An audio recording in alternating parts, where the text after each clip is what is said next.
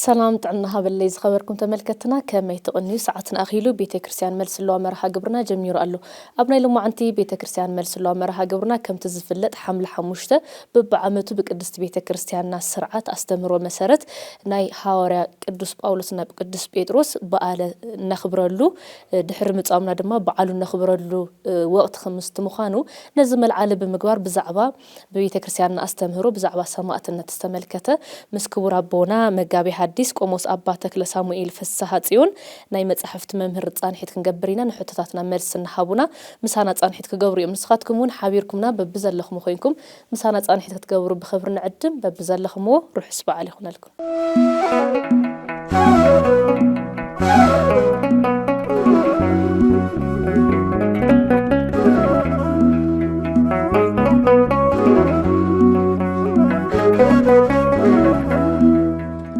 حرش كبر أبونا ساعتكم من جزيكم من مسوات غيركم أبزي أبستوديو ناس لسترخبكم أزي مسكن قاعد حن متأخم وقاعد بصحكم دمه. الشيء أنا بسمع قول منفس قدوس هادو أملاك زل عالم سلاسي أنا ون سوء التجر اللي نجابير قال كتحلالف سلاز فقد اللي جابير مسكن كان دحنس أنا حكم. إيش حرايك وربنا كم ملعال خنجبرو ندل حساب انت أيو بمسارة مرتي أرثوذكساوية بيتها كريستيان سماعت النت مالت انتي مالت يزبل نجمر مو نفتم زقط لحسابات كن كيدينا. إيش سماعت النت مالت سماعت بقومو جزء يوم سماعت مالت مسكر مالت يوم مسكر زمسكر مسكاري مالت يوم انتاي ليز مسكر سلمن تاي زمسكر عبا زمسكر تتباهلو زمسكرو وانجيليو ات وانجيل زمسكرلو نحزب ايو ات حزب زركب دغمو كم عينتات يفلئيو حدا غزي مولو مركبيو بيتكسيان خوينو حدا غزي جن امرعا اب حزن محبر تذكار زبحالو نجار اللومو عاوزين كلنا ترخبه سلجويتا يسوع كريستوس وانجيل سلجويتا يسوع كريستوس كاف سماي موراد كاف دنجل مولاد كم أدمو ببن استيعاويو أبي وردان استطمئو ثلاثة عام تطمئو ثلاثة عام ثلاثة ورحين عندنا وانجيل استمهرو كم استسقل غيرو يمسكر مالتي هذا مسكر نقولتها خمسكر كله وانجيل يزمسكرو كالاي انتي كم زغبر يزمسكرو نمنتي كم زمصي انتي كم زغبر كابز مص دحر كان نابي كم زارغه تغيرو بإثيوبيا أرثوذكس تواحد ቤተክርስቲያን مسكرنس ስለጎይታ ስለ ኢየሱስ ክርስቶስ ይወሃብ ማለት እዩ هذا مسكر እዩ ካሊ مسكر ከአን ያው እግዚአብሔር ዘብቆዖም ቅዱሳን ዝበሃለሉ እግዚአብሔር ዘብቆዖም ማለት ካም መላእክት ጀሚሩ እስካብ ህዝበ ክርስቲያን ዘሎ ሁሉ ይነገራል ታይ በምንታይ ዝነገራለም ተተባይሉ ብዙ ሰርሕ ወስራሕ ዝነገራለምና መላእክት አየም ንምንታይም ተፈጢሮም አበኤም ተፈጥሮም ከመኤም ተፈጥሮም ዝውን ምስክርነት እዩ ስለ ፍጡራን ዝውሃብ ምስክርነት እዩ ግን እግዚአብሔር ከመይፈጥርዎም ዝብለሉ እግዚአብሔር አበይ ፈጥርዎም እግዚአብሔር ንምንታይ ፈጥርዎም ኢልካ ምስክርነት ይውሃብ እዩ ካብኡ ደሞ ናብ ሰብ ክንመጽኸለና ቀደምቲ አበው ዝበሃለሉ ካብ አዳም ጀሚሩ እስካብ ሙሴ ዘለው ቀደምቲ አበው እዮም ዝበሃሉ ካብ ሙሴ ዘለው እስካብ ዳዊት ዘለው ደግሞ ካልአይ መሳፍንትና ተባሃለ ይጽውዑ ማለት እዩ ካብ ዳዊት ጀሚሩ እስካ ዘሩባቤልና ያው እስካብ ክርስቶስ ዝመጽእ ደግሞ ስለ ነገስታት ምስክርነት ይመስከር እዩ ትዝመስከረሎም በዓለም አሸንፎም ዓለም አሸንፎም በዓለም ገዛእት ስለዝኾነ ይኮነን ዝመስከረሎም ናይ እግዚአብሔር ደቅ ኮይኖም በእግዚአብሔር ደቅነት መንፈሳዊ ህይወት መንፈሳዊ ስራሕ መንፈሳዊ ኑሮ ስለዝነበሩ እምበር ናይ ስጋ ጅግንነት አይኮነን ዝመስከረሎም ስለዚህ ከምዚ አይነት ምስክርነት አለ ካው ስለ ነቢያት ይመስከር ስለ ሐዋርያት ይመስከር ስለ ጻድቃን ይመስከር ስለ ቅዱሳን ማለት ቅዱሳን ክበሃል ከሎ አጠቃላሊ እዩ ቅዱሳን ማለት ኩሉ ቅዱሳን ይበሃልዮምና ስለ ጻድቃን ይመስከር ስለዚህው ስለ ጽቡቅ ስርሖም ስለ ጽቡቅ አርአያኦም ምሳሌኦም ስለ ጽቡቅ እግዚአብሔር ዝገበርዎ ግብሪ ወይ ስራሕ ይመስከረሉ ማለት ነው ከምዚ ተገሩ ይዝመስከር ስለዚ መስክርነት حرش كبر أبونا مزي أتححيزنا بيت كريستيانا نسمعتنت ناي تمكت دم إلى تطوع المستراوي مخنيات كأنت أيو هو نسمعتنت ناي مسكرنا الدم ويناي كريستنا دم أيو تبل زي تقول له مخنيات أيو مجمريا تمكت له بعض الزخالة كريستيان زبهال تطمي أيو كي تطمق كريستيان كبهال يخلن ስለዚህ خنطمق ከሎ ናይ ስላሴ ወዲ ዝኸውን ምስ ክርስቶስ እውን ተዋሂዶ ናይ ጸጋ ተዋሂዶ ኣለዎ ምስ ክርስቶስ ናይ ጸጋ ተዋሂዶ ማለት ታዩ እቲ ወዲ እታ ጓል ክጥመቁ ከለው ናብ ክርስቶስ አካል ናይ ክርስቶስ ብውነት ናይ ክርስቶስ ማሕበር ናይ ክርስቶስ አባል ተውሂሎም ይጽውዑ ማለት እዩ ጎይታ ክርስቶስ ደሞ ብጸጋ ተዋሂዶዎም ይነብር ማለት እዩ ብጸጋ ተዋሂዶዎም ይነብር በመንፈስ ቅዱስ ስለስተወለዱ ናይ ስላሴ ደቅ ስለሆኑ በጸጋ ስላሴ ተዋሂዱና ይነብር ማለት ተዋሂዶ ማለት ክልተ ነገር ናይ ስላሴ ተዋሂዶሎ ናይ ሰብ ተዋሂዶሎ ስለዚህ እግዚአብሔር አብ ሰብ ተዋሂዶ ዝነበረሉ ምክንያት በጸጋ እዩ በባህሪ ይኮነን ስላሴ ንንባዓሎም በህልውና በመጋናዘብ ይነብር እዮም ማለት እዩ ስለዚህ በከምዚ አይነት ሓደ ክርስትና ናይ ክርስትና ጥምቀት ይባሃል ካልአይ ናይ ሰማዕትነት ጥምቀት ማለት ወዲ አሚኖሎ ግን አይተጠመቀን ስለዚህ ብዛአመኑ ምክንያት ክስየፍ ከሎ ወይ በዓላውያን ነገስታት በዓላውያን መሳፍንት ክቅተል ከሎ እቲ እምነቱ ናብ ሰማዕትነት የምጽኦ ምክንያቱ ዘአመኖ እግዚአብሔር እዩ ዘአመኖ ክርስቶስ እዩ ክርስቶስ ስለዘአመነ ትደሙ ልክ ከምስተጠመቀ ተገይሩ ጥምቀተ ክርስትና ተገይሩ ይቆጸራሉ ማለት እዩ ይቆጸራሉ እሺ ክብር አቦና መዚ አተሐሒዝና ሓደ ሐሳብ ታዩ ነት ለማዓንት ነኽብሮ ዘለና በቤተ ክርስቲያንና ድማ ብርሃናት ዓለም ጴጥሮስ ወጳውሎስ ነኽብሮ ዕለቱም ስለዝኾነ እስኪ ንምንታ እዩ ኣብዚ ዕለት እዚ ሐምለ 5 ቅድስት ቤተ ክርስቲያንና ናይ ሐዋርያ ቅዱስ ጳውሎስና ቅዱስ ጴጥሮስ በሓደ ከተኽብር ደልያ ወይ ድማ ንምንታይ ተኽብሮ ዘላ እንታይ ዝተገበረሉ እንታይ ዝተፈጸመሉ ስለዝኾነ እዩ ዝብል ሐሳብ ከመይ ንሪኦ ጽቡቅ ናይ ቅዱስ ጳውሎስ ናይ ቅዱስ ጴጥሮስ በዓል ቤተ ክርስቲያንና ተኽብረሉ ወይ ተብዕለሉ በዓል ናይ እግዚአብሔር መስከርት ስለዝኾነ እዮም ተዋኑ ምስክር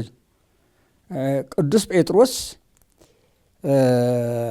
ወዲ ገጸር ሰብ እዩ ካብኡ ደሞ ዓሳ አስጋሪ እዩ ዓሳና አስጋሪ ዝነብር ጎይታ ክመጽእ ከሎ ግን ናብ ጎይታ መጽኡ አርዲት ኮይኑ ማለት እዩ ያው አርዲት ደቀ መዝሙር በአምሃርኛ ደቀ መዝሙር ይባሃል በትግርኛ ደግሞ አገልጋሊ ኮይኑ ማለት እዩ አገልጋሊ ኮይኑ ክነብር ከሎ ካፍቶም ሐዋርያት 12 ሐዋርያት ሁሉም ተዋና መስካሪ ቅዱስ ጴጥሮስ እዩ ለምሳሌ ቅዱስ ጴጥሮስ ዝመስከሮ ክንርኢ ከለና ኣብ ማቴዎስ ምዕራፍ 16 ቁጥሪ 19 ከምዚ ይብል ሰባትሲ ንወድሰብ መን ይብልዎ ኢሉ ጎይታ ጠይቅዎ እስኻ አንተም ካልአት ያው ዮሐንስ መጥምቅ ኤልያስ ኤርምያስ ኢሎም ክምልሱ ከለው እስኻትኩም ከመን ትብሉኒ ኢሉ እዚ ክብሉ ከሎ አንተ ውእቱ ክርስቶስ ወልደ እግዚአብሔር ሕያው ኢሉ ታይ ማለት እዩ እስኻ ናይ ሕያው እግዚአብሔር ክርስቶስ ኢኻ ኢሉ መስክሩ ማለት እዩ እዚ ናይ መጀመርያ መስክሩ እዩ እቲ ማዕርግ ዘብህቦ አንተ ኮክ ወዲ በዛቲ ኮክ አሃንጽ አለ ቤተ ክርስቲያኔ እስኻ ኾኹ ኢኻ አብናት ኾኹነት ታቤተ ክርስቲያኔ ካሃንጽአየ ኢሉ ቃል ዝሃው ኸአን ብዙ እዩ ኾኹ ማለት እምነት እዩ ስቁልካ ድንጋይ እምነ ይኮነን ኾኹ ማለት ኾኹ ስለዘይ ስንጠቅ ኾኹ ፀሐይ ወቂዕዎ ዝናም ዘንምዎ ሁሉ ነገር ኮይኑዎ አይስንጠቅን እምነት ደካአን ጴጥሮስ በእምነቱ አይስንጠቅን እዩ ማለት እዩ ብዙ እዩና ሓደ ምስክር እዚ ካልአይ ምስክር ቅዱስ ጴጥሮስ መስከሮ ኣብ ዮሐንስ ወንጌል ምዕራፍ 6 ቁጥር 69 ላይ እስኻትኩም እውን ገዲፍኩምኒ ትኸዱዲኹም ምስ በሎ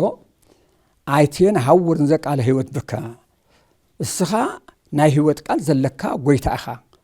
እስኻ አምላኽ ኢኻ እግዚአብሔር ኢኻ ኩሉ መናኻ ንአና አቦና አዴና ኢኻ ንኣኻ ገዲፍና ናብአና ክንከይድ ኢልዎ ስለዚ እስኻ ክርስቶስ ኢኻ ኢልዎ እዚ ምስ በለ እንታይ ኢልዎ አንተ ውእቱ ክርስቶስ ወልደ እግዚአብሔር ኢኻ እጂ ካልኣያ እዚኣ እስኻ ናይ ሕያው እግዚአብሔር ወዲ ክርስቶስ ኢኻ ኢሉ መስኪሩሉ ማለት እዩ እዚ ብቻ ኣይኮነን ኣብ ዮሐንስ ምዕራፍ 21 ክንከይድ ቁጽሪ 15 እግዚአብሔር ጎይታና ኢየሱስ ክርስቶስ ጴጥሮስ ትፈትወኒ ዲኻ ኢልዎ ጎይታ ኣነ ከም ዝፈትወካ ትፈልጥ እስኻ ኢኻ ኢልዎ ትፈልጥ እስኻ ኢኻ ኣነ ይኮንኩን ሰለስተ ግዜ ኢልዎ ከምዚኣ ሰለስተ ግዜ ምስ በሎ እስኻ ኢኻ ትፈልጥ ኣነ ይፈልጥን ኣነ ከም ዝፈትወካ ትፈልጥኒ እስኻ እምበር ኣነ ይኮንኩን ኢልዎ እዚ ናይ ቅዱስ ጴጥሮስ ምስክርነት እዚ ኣብ ባዕሉ ኣብ ጎይታ ገጽ ንገጽ ዝመስከሮ ማለት እዩ እዚ ናይ ቅዱስ ጴጥሮስ ናይ ቅዱስ ጳውሎስ ምስክርነት ደሞ ቅዱስ ጳውሎስ ጎይታ ምስ አረገ ብ8 ዓመት እዩ አሜን ብ8 ዓመት ብ42 ዓመተ ምህረት ማለት እዩ ጎይታ ብ34 ብ33 ዓመት ብ4 ወርሒ ምስ 10 መዓልቲ እዩ አሪጉ ማለት 40 መዓልቲ ብስተሰሰ 40 መዓልቲ ምስኣቶም ይነብሩ እዚ ተቆጽሩ ከም መቅድመ ወንጌል ማለት እዩ መቅድመ ወንጌል ይዝናገር እዚ ስለዚ ጎይታ ምስ አረገ ብ8 ዓመት እዩ ቅዱስ ጳውሎስ አሜኑ ቅዱስ ጳውሎስ በገዛ ባዕሉ ይኮነን አሜኑ ናብ ሶርያ ክርስቲያን ንኸሳድድ እናኸደ ብዘለዎ ግዜ መብረቅ ካብ ሰማይ ወሪዱ ኣብ እግሩ ወዲቁ እሱ ዓይኑ ተዓዊሩ ሃናንያ ዝበሃል ሰብ መንፈስ ቅዱስ ጸዊዑ ንዓና አጥምቆ መኸረልዎ ኸይዱ መኺርዎ አጥምቆዎ ድሓር ተሸፈነ ነገር ወዲቁሉ ብ3 መዓልቲ ሕያው ኮይኑ ካብ ኣብ ሶርያ ትምህርቲ ጀሚሩ ማለት እዩ ምስክር ጀሚሩ ካብ ሰማይ ዝወረደ ጎይታ እናበለ ዝመስከረ ቡልያት እናጠቀሰ ዘይቀርዮ ነገር ዘይብሉ ምክንያቱ ጳውሎስ ማለት ምሁሮም ቡሉእ እዩ ማለት ምሁር ኦሪት እዩ ኩሉ ብሉይ ኪዳን 46 ዝተባሃረ ነገር ዝተማሃረ እዩ ጳውሎስ ስለዚ ተኣመነ ዝነበሩ ሽግር ምስ ኣመነ እቲ ቡልያት ሓድሽ ኮይኑ ረኺብዎ ናብ ሓድሽ ኣምጽዎ ብሓድሽ መስክሩሉ በቃ ኢሳይያስ እናጠቀሰ ኩሉ ዘይጠቅሰ ነገር የለን ዘይጽውዕ ነገር የለንና ናብ ምስክርነት በጽሑ ማለት እዩ ሕጂ እናመስከሩ ንሃለው እዮም እቶም ዘይኣምኑ ሰባት ከሃዲያን ነገስታት ከሃዲያን መሳፍንት አላውያን እዚኣቶም ኩሉ ያው እቲ ናይ ጎይታ ቃል ስለ ዘይቅበሉ ክርስቲያን ምዃን ስለ ዘይደልዩ እቲ ቃል ስለ ዘይተቀበልዎ ክልቲኦም ቅዱስ ጴጥሮስ ብስቅለት ተሰቂሉ ዕየ ክስቀል ከሎ ከም ጎይታ ጌርኩም ከይትሰቅሉኒ ንኣይ ንቁልቁል ጌርኩም ርእሰይ ንቁልቁል ጌርኩም ስቀሉኒ ኢሉ ንቁልቁል ገይሮም ርእሱ ንቁልቁል ገይሮም ሰቂሮም ኣብ ሮም አደባባይ እዮም ሰቂሎም ቅዱስ ጳውሎስ ከዓን ብሰይፍ ቀጢሎምዎ ማለት እዩ እጂ ናይ ክልቲኦም ሞት ንክርስቶስ ስለ ዝኾነ ምስክርነት ንክርስቶስ ናመስከሩ ስለ ክርስቶስ ናመስከሩ ስለ ዝኾነ ዝሞትዎ እታ ቤተክርስቲያንና ናይ ክርስቶስ ምስክር እዮም ኢላ ተኽብሮም ዘላ ሶላ አይደለም መላእክት ማለት ፈጠርቲ እዮም ኢላ ይኮነን ፈጣሪያን ኢላ ይኮነተን ፈጣሪያን ይኮን ፍጡራን እዩ ግን ስለ ፈጣሪ እናመስከሩ ስለ ዝሞት እዩ ክነኽብሮም ዝኸኣልና ስለ ፈጣሪ እዮም እናመስከሩ ሞት ክርስቶስ አምላኽ እዩ ናይ ባሕሪ አምላኽ እዩ ወልደ አምላኽ እዩ ናይ አምላኽ ወዲ እዩ አምላኽ እዩ ናይ አምላኽ ወዲ እዩ አምላኽ ወልደ አምላኽ እዩ ናይ አምላኽ ወዲ እዩ እናበሉ እናመስከሩ ስለ ዘምህሩ ኣብ ዘመስክሩሉ ደግሞ ያው ቀትሎም ማለት እዩ ወትከውን ስም አልዓይሊ ኢሉ ኣበ ይዝብሎ ሐዋርያት ስራሕ ምዕራፍ 1 ቁጽሪ 7 አካባቢ እዩ እስኻትኩም ናይ ምስክረ ኢኹም ኢልዎም ናይ ምስክረ ኢኹም ስለዚ ስነ ናይ ትምስክሩ እስኻትኩም ኢኹም ኢሉ ይነግርዎም ንምንታይ 40 መዓልቲ ምስተስ ሞት ቀትሉ ምስተስ 40 መዓልቲ ዝቀነየሉ ምክንያት ትንሣኤ ሙታን ብልብ ኣሚኖም እስካብ ሞት ዝበጽሑም ብልብ ኣሚኖም ንኽምስክሩ እዩ حادث እዩ ካልኣይ ሞት ቀቲሉ ናይ ሞት ንጉስ ኮይኑ ንኣና እውን ትንሳኤ ሙታን ኣውጅልና ናይ ደቂ ትንሳኤ ምዃንና ምስ ነገረና እሶም መሬት ምጽናሕ አይነበሩን ንምንታይ ፀንሕ ኣይበልዕ ይሰቲ ግን ሐዋርያት ምእማን ኣለዎም ምክንያቱም መንፈስ ቅዱስ ከይወረደሎም እናፈርሑ ስለዝነበሩ ናደንገጹ ስለነበሩ ሓደ ጊዜ እውን ዝነገሮም ቃል ብዙሕ ነገር ዘይኣተዎም ስለዝነበረ ታትንሳኤ ሙታን ብሓቂ ከኣምንዎ ኣለዎም ኣሚኖም እዮም መመስካር ዘለዎም ከይኣመኑ መመስካር የብሎም ብዙይ ምክንያት ጎይታ 40 መዓልቲ ኣምሂሩዎም እዩ 3 መዓልቲ ጉባኤ ይበሃል ካሊ መዓልቲ ደግሞ 1 2 3 እናረኸበ ናምሃረ ነይሩ እዩ ማለት ካብኡ ኣሪጉ እዩ ምስ ኣረገ ምስክር ዝኾኑ ሳቶም እዮም ምስክር ዝኾኑ ካብ ዝተወለደላ ወይ ካብ ዝተጸነሰላ መዓልቲ ጀሚራ እስካብ ዝኣረገላ እዮም ዝመስከሩሉ ካብኡ ደሞ መንፈስ ቅዱስ ክልእኸልኩም እየ ካብኡ ደሞ ዳግም ክመጽእ እየ ስለ ዝበሎም ናይ መጻትሙ ነጊሮምና ነጊሮምና ብዚ ዓይነት እዩ እዚኣቶም ሰማዕታተ ክርስቶስ እዮም ዝበሃሉ ሰማዕታተ ክርስቶስ ቅዱስ ጳውሎስ ሰማዕቱ ለክርስቶስ ቅዱስ ጴጥሮስ ሰማዕቱ ለክርስቶስ ቅዱስ ጊዮርጊስ ሰማዕቱ ለክርስቶስ እዩ ዝብል ስለዚ ናይ ክርስቶስ ሰማዕት ስለ ዝኾነ እዩ እናኽብሮም ማለት እዩ حرايش كبر بونا مزي حساب تححيزنا قدوس مالتون حمل حمشته يا قدوس بيتروسنا قدوس باولوس بحاده يا سماعتنا تستقبلوا علتنا نذكر نخبرنا اذ دما بحاده سماعتنا بمقبالهم نقدس بيته كريستياننا حادنت كمون نهزبنا زمهرو ناي صنعت تمثاليت انتايو نقدس بيته كريستياننا قدس بيته كريستيان زيهم كلتا ጥራ ይኮነንኮ سنكسار ترينا بحادة معالتي بتعام بزح زموتو بزح زهالق سبات اللو بسمايت النت نمثالي بزمن سمايتات مالت كاب كل تميتن 7 جميرو زمن سمايتات يجبال كاب كل تميتن 7 اسكاف 310 حدن زمن سمايتات يجبال عاوزو جزيزي بمعالتي بشح يوم زموتو كل تراي كوننا بشح هو بشح يوم زموتنا حاويروم توانو حاويروم ما تكون انما انتم اكو بطعم بزح سوي ما وتيو ግን حاويرو ስለ ዝሞተ ሰማዕት ይባሃል እዚ ብዕድመ ይስተጸውዐ እግዚአብሔር በዘቆጸረሉ መዓልቲ ዝሞተ ስለ ክርስቶስና መስከረ ወይና በላ ይኮነን እዚአቶም ስለ ክርስቶስ ምስክር ሆነው አበደባባይ ምስተሰቅሉኮ كم كالي سبكو أبالغا دقي سما يموتون أبدبابا مستسقلو نمنتا يخبحال قالو ات زمانتي املكوت طاوت زمن لخلو زنبره زماني انچايت تصريبو ድንጋይ ከአን ለዚቡ ዝምን ለخلو ዝነበረ አውዝ አምልኮት እዚ ክርስቶስ ዓለም ዝፈጠረ ናይ ዓለም ጎይታ ዓለም ዝሓዘ ብኢዱ ዝሓዘ ዓለም ብኢዱ ዝሓዘ ጎይታ ናይ ዓለም ጎይታ ናይ ዓለም ፈጣሪ እሱ ማን እዩ ክርስቶስ እዩ እስኻትኩም እዚ ሰብ ዝሰርሖ ጣዖት ንዚ ኣይትስገዱ ናበሉ እዮም እዚ ዝብልዎም ነገስታት ጭምር እዮም ሰብ ማለት ህዝብ ጥራይ ይኮነን ስለዚህ ብዙ ጊዜ ሓቢሮም እና መስከሩ ስለዝዓረፉ ቤተክርስቲያንና ምስክራት እዮም ይላያ ተخبሮ ማለት እዩ ንህዝብ ዝሁቦ ትምህርት ደግሞ እምነቱ ክፈልጥ በእምነቱ ክጸንዕና ናይ እምነት ሰው ክኸውን ይገብሩ هو ንዛአምን ከም እዩ ዝገብሩ ለከ ስለ ጎይታ ተጋዲልካ ስለ ጎይታ ተኸፊኻ ስለ ጎይታ ተሰዲድካ ይምወት እዩ ስለ ጎይታ መሟት ጽድቅ እዩ ብፁዓን ለይመውቱ በእንተ እግዚአብሔር ይብል ራእይ ዮሐንስ ላይ ብፁዓን ለይመውቱ በእንተ እግዚአብሔር ስለ እግዚአብሔር ይለም ዝሞቱ ሰባት እሳቶም ምስ ኩራት እዮም ኩራት ንኡዳት እዮም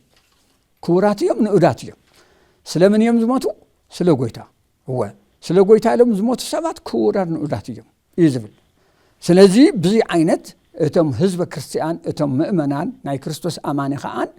ብዘይን ናይዚአቶም እምነት ጸኒዖም በርቲዖም ፈተና ስደት ሞት ክመጽእ ከሎ ኣነ ዝሞቶም ስለ ክርስቶስ እዩ ስለዚህ ንኣይ ክብሪ እዩ ኢሎም ከኣምነለዎም እዩ ትዋንኡ ትምህርቲ እዩ ቅዱስ ጴጥሮስ ቅዱስ ጳውሎስ እኮ ጸዲቆም ኮይም ጨርሾም ኮይም ጽድቆም ጨርሾም እዮም ሰማዕትነቶም ጨርሾም ቅዱስ ጳውሎስ ታይሉ ስለ ሃይማኖተይ ምግዳለይ ደስ ይብለኒ ምስተሳኹ ከዓ ዋጋ ክወሃበኒ እዩ ንኣይ ጥራይ ከይሆነት ንዝኣመኑ ኩሉ ዋጋኦም ክወሃቦም እዩ ዝበለን እዚ እዩ ቅዱስ ጳውሎስ ማለት እዩ ስለዚ እቲ ትምህርቶም እቲ እምነቶም እቲ ንክርስቶስ ምእማኖም ንኣና እምነትና እዩ ትምህርትና እዩ ያው ተጋጢሙ ከዓን ከምዚ ዓይነት ሞትና ክንመውት ማለት እዩ እዚ ዝህዋ ትምህርቲ እዚ እዩ እሺ ሕራይ ክቡር ኣቦና ቃልዮት ይስምዐልና ተመሊስና ክንራኸብ ኢና ዝኸበርኩም ተመልከትና ናይ ሎማዓንቲ ቤተ ክርስቲያን መልስሏ መራሃ ግብርና ብዛዕባ ጴጥሮስ ወጳውሎስ ዝተመልከተ ኮይኑ ከምቲ ብቤተ ክርስቲያንና ኣስተምህሮ ሓምለ ሓሙሽተ ዝኽበር ዓብይ በዓል ከምቲ ምዃኑ መጠን ንሕና ድማ ብዛዕባ ሰማዕትነት ዝተመልከተ ኢና ጻንሒት እናገበርና እስካብ ዝሕዚ ሰዓት ጸኒሕና ነርና ንስኻትኩም ድማ ሓቢርኩም ናስ ከም ወዳእታ ምሳና ስለ ጸናሕኩም ኣዚና እናመስገና ኣብ ዝቕጽል ሰሙን ናይ ዝሕዚ ዝቐጸለ ካልኣይ ክፋል ናባኹም ተመልከቲ ክቐርብ እዩ ሕዚ ድማ ቀዳማይ ክፋል ብዝወዲእና ኣለና ሰናይ ጻንሒት ርሑስ በዓል ይኹነልኩም